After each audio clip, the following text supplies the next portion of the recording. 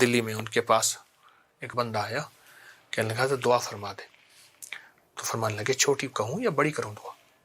تو کہا حضرت بڑی فرما دے.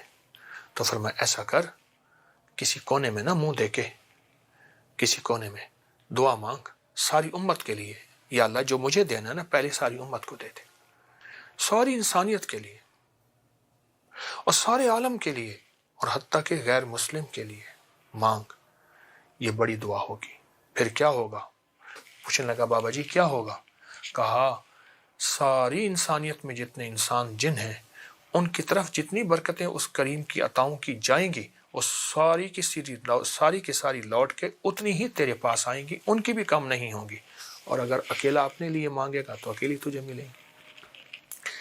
ایک درویش کے پاس، جھنجھانا کے ایک درویش تھے، تو ان کے پاس ایک بندہ آیا اور کہنے لگا حضرت تو شارٹ کٹ ولایت کا رستہ بتائیں. بڑے مجاہدے ہوتے ہیں، بڑی قربانیاں ہوتی ہیں اور بہت زیادہ، کچھ شارٹ بتائیں ولایت کا رستہ اور میں ولی بن جاؤں. حضرت نے فرمایا یہ کون سا مسئلہ ہے، کون سی مشکل ہے؟ فرمایا جب کوئی غیر مسلم بغیر کلمے کے مرے، کسی کونے میں منہ دے کے رو لیا کر، اللہ تجھے ولایت دے دے گا.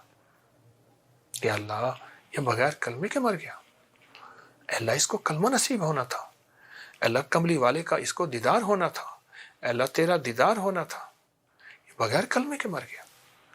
اس کے لیے تیرے دل میں خیر خواہی کا جذبہ ہو، محبت کا جذبہ ہو، نفرت کا جذبہ نہ ہو.